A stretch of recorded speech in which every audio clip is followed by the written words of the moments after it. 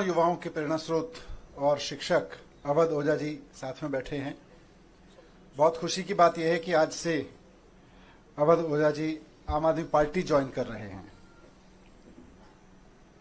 वैसे तो इस तरह की प्रेस कॉन्फ्रेंस में और भी बहुत सारे अवसर पर बहुत सारे नेता पार्टी ज्वाइन करते हैं, बड़े बड़े नेता पार्टी ज्वाइन करते हैं, लेकिन आज मैं व्यक्तिगत रूप से अवध ओझा जी की ज्वाइनिंग को लेकर बहुत उत्साहित हूं।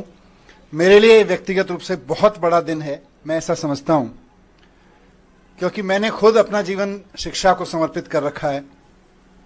अगर मेरे सामने कोई ऑप्शन हो कि राजनीति को चुनना है या शिक्षा को चुनना है, तो शायद मैं शिक्षा पर काम करते हुए आगे निकल जाऊंगा राजनीति की जगह। वही जज्बा, वही समर्पण शिक्षा को लेके, और अभी तक की पूरी जिंदगी में वही काम मैंने अवध ओझा जी का देखा है। करोड़ों युवाओं को न सिर्फ प्रेरित किया है, बल्कि अपने काम से उन्होंने उनकी जिंदगी बदली है। और उसके अलावा भी जिस तरह का काम उन्होंने ऑनलाइन माध्यम का इस्तेमाल करते हुए किया है, तो वे एक बहुत बड़े शिक्षक हैं। आज आम आदमी पार्टी ज्वाइन कर रहे हैं। मैं उम्मीद करता हूं कि उनकी ज्वाइनिंग से हम सब बहुत एनरिच होंगे, देश का शिक्षा तंत्र बहुत मजबूत बनेगा। मैं माननीय अरविंद केजरीवाल जी, हमारे नेता और राष्ट्रीय कन्वीनर, से अनुरोध करता हूं कि श्री अवध ओझा जी को फॉर्मल ज्वाइनिंग करा के पार्टी में उनका स्वागत करें।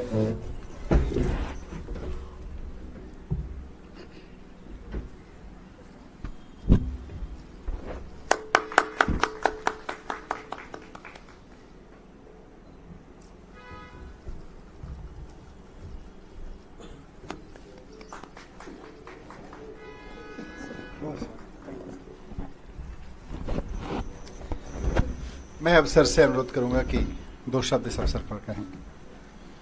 अवध ओझा जी। जय हिंद फ्रेंड्स।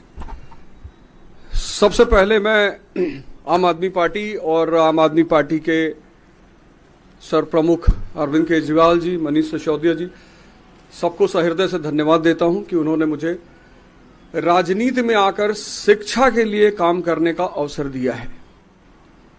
शिक्षा एक ऐसा माध्यम है जो परिवार, समाज और राष्ट्र की आत्मा है। जितने भी देश दुनिया में महान हुए, उनकी पृष्ठभूमि में कहीं ना कहीं शिक्षा का योगदान रहा।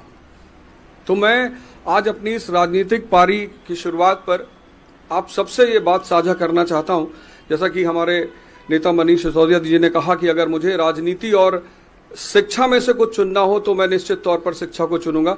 ऐसा ही कुछ उद्देश्य मेरा भी है, और राजनीति में आकर शिक्षा का विकास मेरा सर्वोत्तम उद्देश्य है। धन्यवाद। ओझा जी शिक्षा के क्षेत्र में इस देश का जाना माना नाम है, जिन्होंने लाखों करोड़ों युवाओं को, बच्चों को शिक्षा दी, रोजगार के लिए तैयार किया, प्रेरणा दी।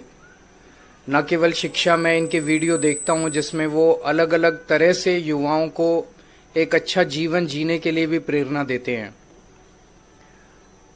उनके आने से अभी तक जब भी किसी नेता को हम ज्वाइन कराते हैं तो हम कहते हैं इनके आने से आम आदमी पार्टी मजबूत होगी। आज अवध ओझा जी के लिए मैं कहना चाहता हूं कि इनके आने से देश में शिक्षा मजबूत होगी, क्योंकि आम आदमी पार्टी शिक्षा के क्षेत्र में सबसे ज्यादा काम कर रही है। और आम आदमी पार्टी के जरिए जब ये शिक्षा में काम करेंगे तो देश की शिक्षा मजबूत होगी।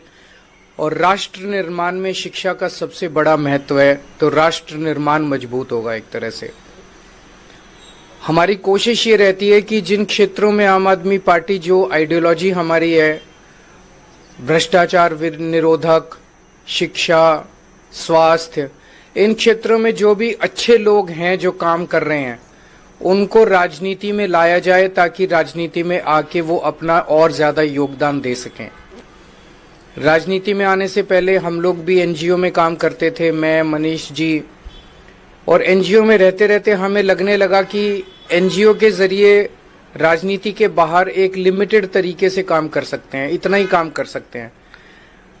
जैसे मैं सुंदर नगरी की झुग्गियों में काम करता था, तो वहां पे 2 या 3 सरकारी स्कूल थे। उन सरकारी स्कूलों को ही ठीक कराने में पूरी जिंदगी बीत जाती है हमारी।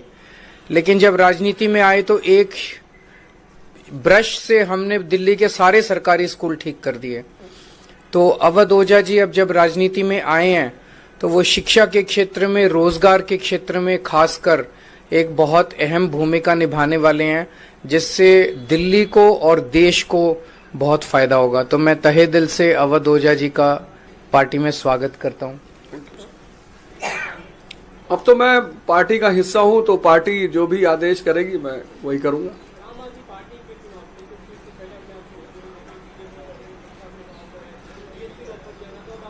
आपने आम आदमी पार्टी की जो शिक्षा का विकास धारा है, सिर्फ उसमें एक आध पॉइंट अगर आप देख लें कि 97% रिजल्ट है 12th का गवर्नमेंट स्कूल का। एक साल में तो 99% आया था। एक साल में 99%। 2015 में सिर्फ 15 लड़कों ने, गवर्नमेंट स्कूल के लड़कों ने IIT मेंस क्वालिफाई किया था। इस बार 783। और मेरा यही कहना है, मैं तो हमेशा ये नारा देता हूं कि शिक्षा शेरनी का दूध है, जो पिएगा वो दहाड़ेगा। और डॉक्टर सर्वपल्ली राधाकृष्णन जी कहते थे कि 2 क्षेत्रों में देश के अच्छे दिमागों को आगे बढ़ना चाहिए, एक शिक्षा और एक राजनीति।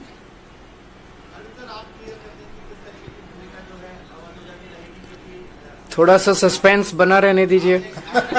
आने वाले दिनों में रोल आउट करेंगे, आपको बता देंगे, सबसे पहले आप ही को बताएंगे।